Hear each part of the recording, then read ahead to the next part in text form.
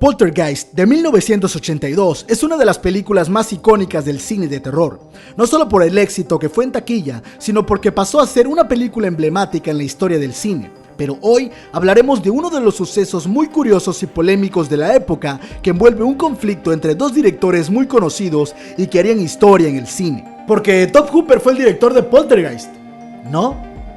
Soy Carmelo, bienvenidos a Cthulhu TV, esto es el falso director de Poltergeist. ¡Comenzamos! ¡Bow!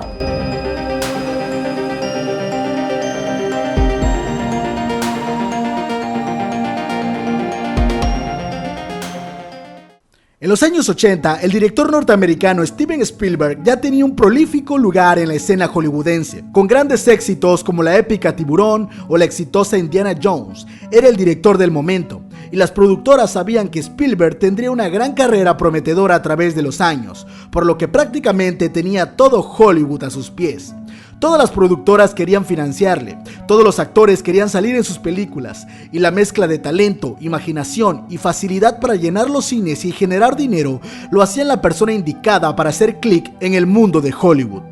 Lo interesante comienza a finales de 1979, cuando Steven Spielberg se encontraba planeando un nuevo proyecto, de nombre Night Skies, y buscaba a un director fresco y no tan maleado por la escena de Hollywood para que se encargara de dirigirla, mientras él se mantenía en la esquina de la producción. Esto de poner a dirigir a alguien en tu proyecto es como todo. Es normal que tú como productor quieras tener control sobre algunos aspectos, pero tienes un límite. El director tiene que encargarse de dirigir. Y aquí es donde aparece por primera vez el director de La Masacre de Texas. Tobe Hooper era un joven director del momento que apenas comenzaba a crear su imagen en la escena mediática, con un par de películas que lo avalaban, principalmente La Masacre de Texas, que fue un gran boom para ese momento, lo colocaba como un posible maestro del terror que podía prometer mucho en ese género. Spielberg no dudó en contactarlo, reunirse con él, hablar de proyectos y discutir de cine, pero sobre todo hablarle de esta nueva película que estaba en primera etapa creativa llamada Night Skies. La realidad fue que no pudieron llegar a un acuerdo. Hooper no tuvo mucho interés en esa idea de Spielberg, pero le llamó la atención otro proyecto del que habían discutido ese día. Uno sobre fuerzas paranormales y fantasmas en una casa que de hecho estaba mucho más verde que el de Night Skies. Ese proyecto se llamaría Poltergeist. Tobe Hooper tenía cierta predilección por las historias de fantasmas, por lo que no es nada extraño que él prefiriera dirigir una película con una historia fantasmal en vez de una película de extraterrestres. Inicialmente la película se llamaba Night Time, y con ese nombre comenzaron a trabajar sobre él, con Spielberg y Hooper escribiéndose cartas y viéndose de vez en cuando en persona para trabajar en la idea, modificar el guión y también trabajarlo con Michael Grace y Mark Victor, dos guionistas ya reconocidos en Hollywood por trabajar en diferentes películas importantes. Pero desde aquí las cosas comienzan a ponerse extrañas, porque si uno revisa la bio de la película, notaremos que nunca se menciona a Hooper como ayudante en el guión, solo como director, mientras que Spielberg aparece en todo. Analizar la situación de un guión es un tema escabroso. Muchas veces en las películas, al principio, el guión es de una forma, y a través de la producción y de la edición y de todo el proceso de filmación, el guión termina siendo algo totalmente diferente. Así que esta vez, y solo por esta vez, le vamos a dar el beneficio de la duda al señor Spielberg. Hooper ya estaba a bordo como el director y se encargaría de dirigir el proyecto. La fecha llegaría y era momento de comenzar a filmar Poltergeist, con todo el cast listo y un Tobe Hooper emocionado de dirigir una película que era producida por Steven Spielberg, en un escenario mediático enorme, una oportunidad de demostrar su talento y proyectarse como un nuevo director estrella de Hollywood. Pero las cosas serían un poco más complicadas que eso. Desde el día 1 de la filmación, el comportamiento entre Hooper y Spielberg se fue tornando áspero. Ellos ya sabían que tenían una visión muy diferente de cómo debería ser la cinematografía de una película, con un Spielberg apasionado con un diseño visual fantástico y la magia de lo desconocido, y un Tobe Hooper que amaba las escenas crudas, donde el terror era lo imparable. Definitivamente era una lucha de dos mundos distintos en un solo set de filmación. A partir de aquí, con las anécdotas de cada uno de los actores y del equipo de producción, el rumor se comenzó a propagar, generando la duda de que si en realidad Tobe Hooper era o no el director de la película. Algunos actores comentaron que en cada escena, en cada decisión, en cada línea del guión, siempre discutían acerca de la dirección que debía ir llevando el proyecto. Y al ser Spielberg más veterano y respetado en la materia, el equipo de producción y los actores estaban a su disposición y se terminaba haciendo lo que él mandaba. Muchas veces Hooper terminaba frustrado y enojado encerrándose en su camerino a lanzar cosas y a gritar él mismo del coraje.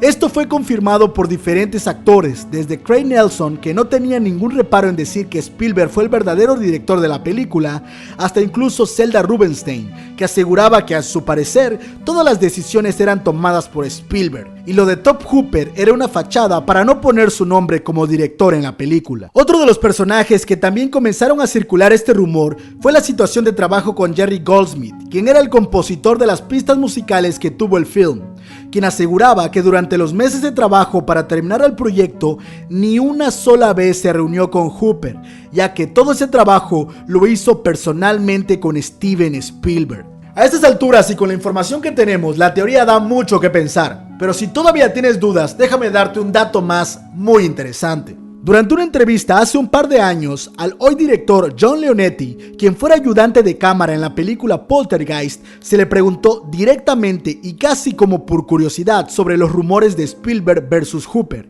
y en su opinión, quién había sido el verdadero director de Poltergeist, quien enseguida y sin titubear respondió: Steven Spielberg dirigió esa película, es indiscutible. Tal vez te estés preguntando, ¿qué sentido tiene que Spielberg contratara a un falso director? Bueno, de hecho hay una razón bastante relevante. Lo primero es decir que Spielberg siempre se ha caracterizado por hacer suyo cada una de sus películas, poniéndole su toque, su estilo, incluso cuando él no las dirige. Pero siempre hay una línea muy delgada de lo que un productor debe o no debe hacer.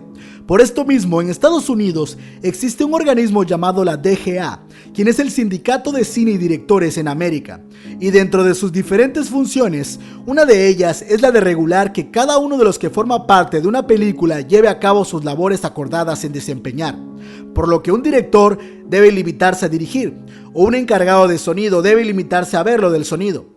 Esto, en pocas palabras, nos dice que un productor debe tener un límite en las decisiones de dirección que puede llegar a tomar en una película, al grado de poder tener problemas legales serios si abusas de tu puesto o de tu estatus.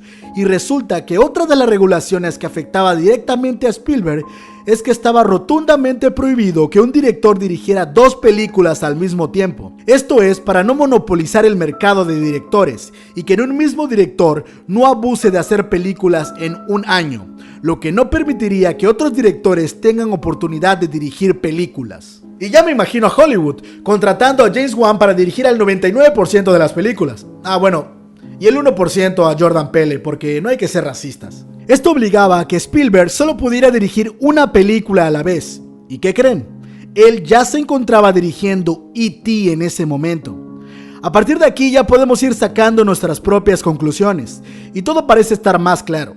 Pero si todavía tienes una duda más, Spielberg se encargó de colocar el set de grabación de Poltergeist a un par de cuadras del de E.T., por lo que moverse entre sets no sería un problema de distancia para él. Ese hijo de puta. Al final, Poltergeist es indiscutiblemente una película que tiene toda la esencia de Spielberg. Es una película mágica y fantasiosa en todo su estilo. Además tiene varias de las tomas famosas de Spielberg. También la famosa Spielberg Face. Yo creo que al final Tobe Hooper decidió no pelear más por el asunto, no quería tener problemas con Spielberg, alguien tan importante en la escena hollywoodense. Además pondrían su nombre en un proyecto muy importante y él sería el director, al menos oficialmente. Pero ¿ustedes qué opinan? Esto fue Cthulhu TV. Eso fue todo por hoy, banda, espero que les haya gustado. Si te gustó el material, por favor deja tu like y no olvides suscribirte al canal, ya casi estamos cerca de llegar a los 50,000. Sígueme en todas mis redes sociales, tengo Instagram, Twitter y página de Facebook. Nos vemos en el siguiente video. ¡Bye!